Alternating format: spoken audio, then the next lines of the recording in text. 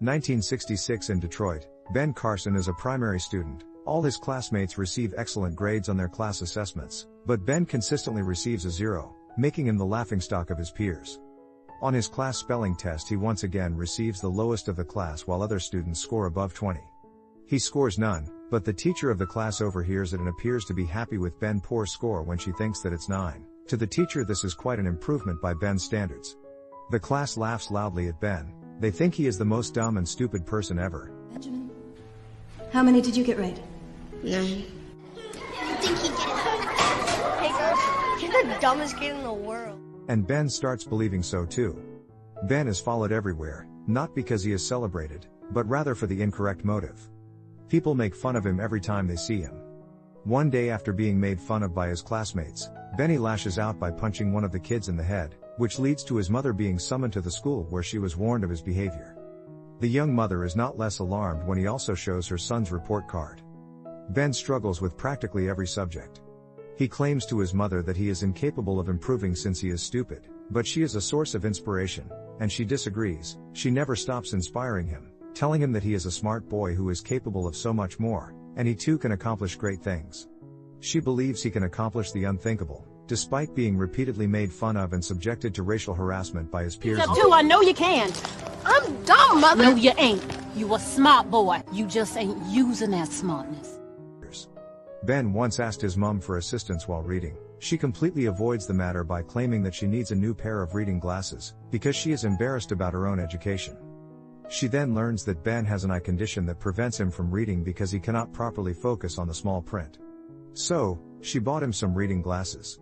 As soon as he receives his spectacles, he starts doing better on his assignments, quizzes, and spelling competition. Ben goes to church on Sundays to hear the sermon.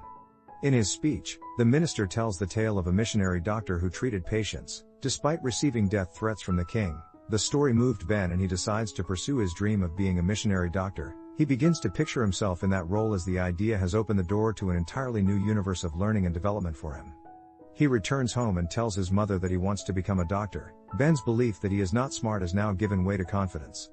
He discovers a brand new perspective on life. However, his mother is not as pleased because Ben and his brother Curtis watch television frequently. She goes to a mental hospital because she is depressed. She discusses her concern and fear with the doctor.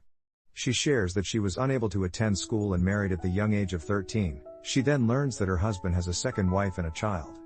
She stays married because she was worried about how her boys would be raised. She later also learns that her husband was a drug dealer.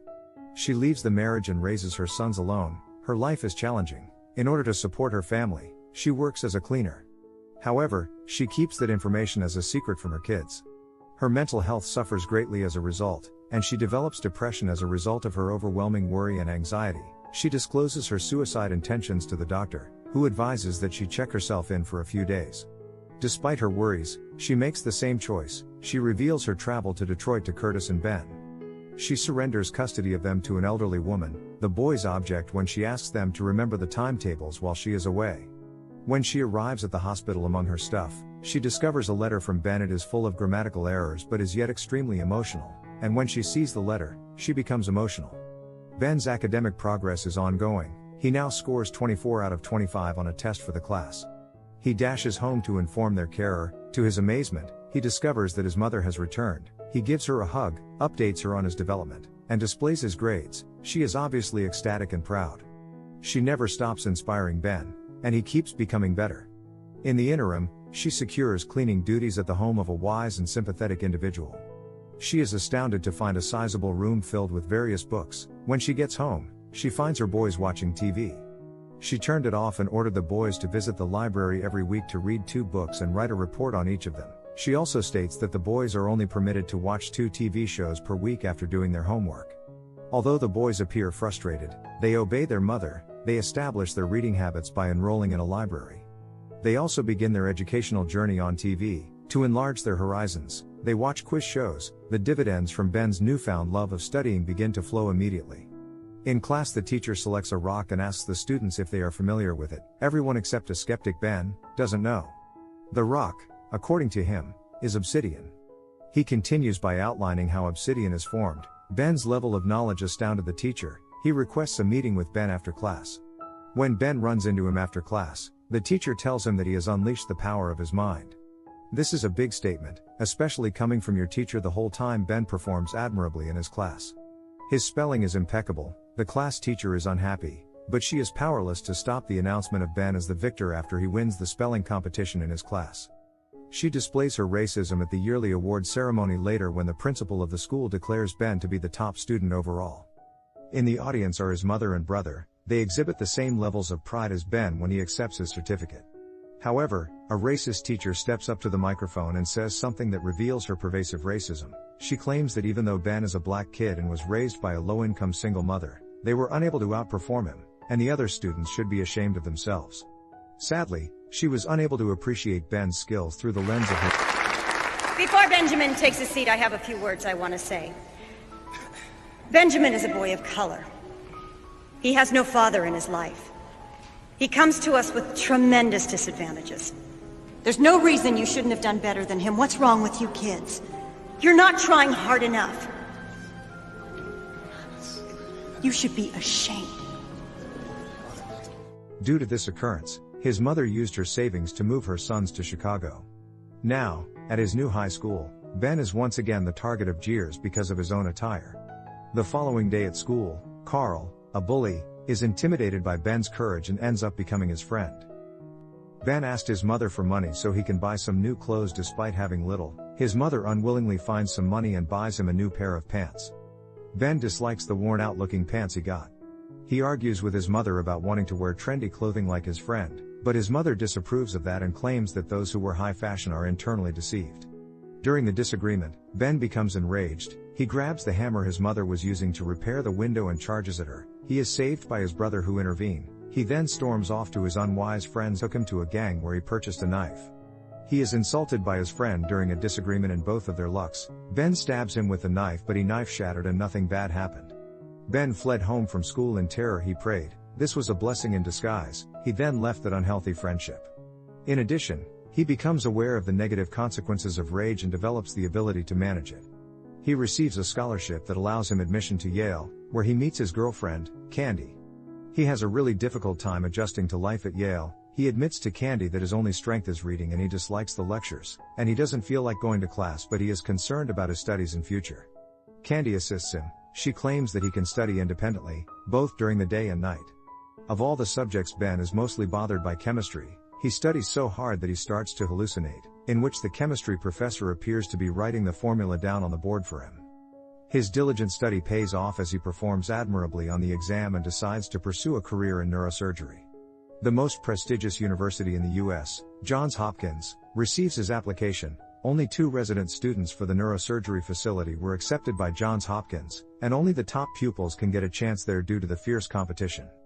Ben is adamant that he will only apply there and there alone in order to be allowed.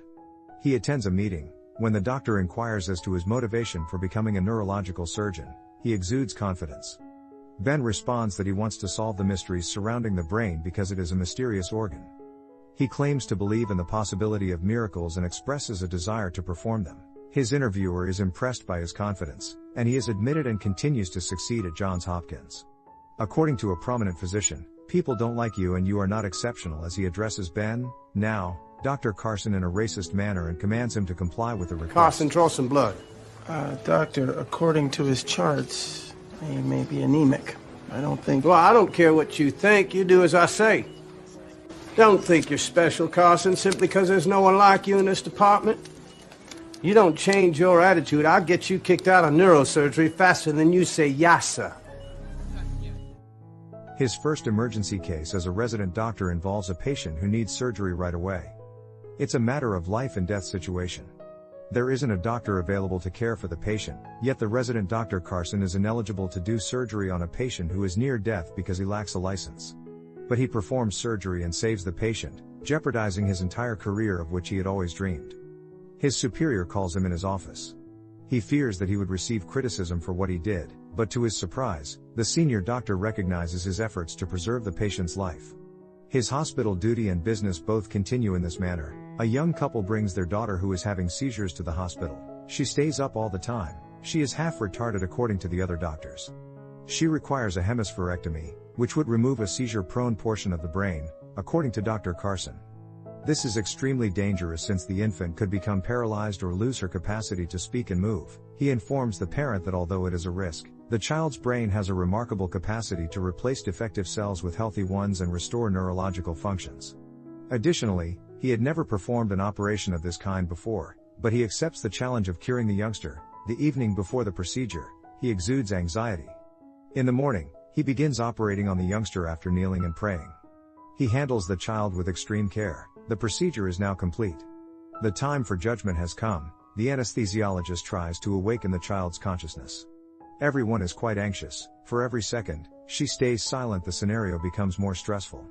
She relocates to the main ward. Dr. Carson informs the parents that it would take some time to determine whether she could speak properly, but somehow, the child calls out to her parents.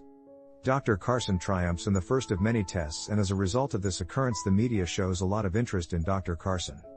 Alongside him at the news conference were her parents. He broadcasts to the entire world the progress and well-being of his patient. The brain, he claims, is a marvelous organ that made it feasible, and this hemispherectomy would later become the preferred treatment option in the majority of instances. He begins to experience career success, but his personal life is not as pleasant now as his wife is expecting. The horrific event then takes place. They lose their stillborn child. He spends time with his wife and visits her at her bedside, but she advises him to go to the hospital and carry out his duties. He goes, albeit reluctantly. When he considers his awful loss, he sobs. His mother comforts him by telling him that he may save countless lives and fulfill his life's goals. He shows up at his office as normal the following morning. His operation's hardest part is still to come. The issue of separating twins with conjoined heads is as complex as they come. Therefore, he traveled to Germany on invitation to serve as a consultant. Initially, he was reluctant to accept the case due to its complexity. However, he is the world's top pediatric neurosurgeon. He accepts the risk, conducts extensive research throughout the day and night, and gets ready for the procedure. Dr. Carson and 50 staff members prepare for the operation as the parents of the children arrive from Germany on D-Day, September 5, 1987. At 7:15 a.m. the team starts their groundbreaking procedure to separate the conjoined twins. Dr. Carson has only 1 hour to finish. If he takes longer, there is a danger that they would be brain dead, making this a first failure. After a terrifying 21 hours, Dr. Carson succeeds in saving both children and tells their overwhelmed parents the good news. While he is admired by all, Dr. Carson thanks his mother and wife for having faith in him and tells the media about his accomplishments. The epilogue indicates that the twins lived and relocated to Germany, and are still there now. Dr. Carson continued to successfully operate on conjoined twins in a variety of different procedures, and it is because of his innovative work that hemispherectomy is now a commonly used treatment for seizures. In addition to his successful medical profession, Candy launched the Carson Scholarship Fund to honor outstanding students for academic performance. This concludes this recap. Please subscribe for more like this and hit the like to help the channel. Thanks for watching.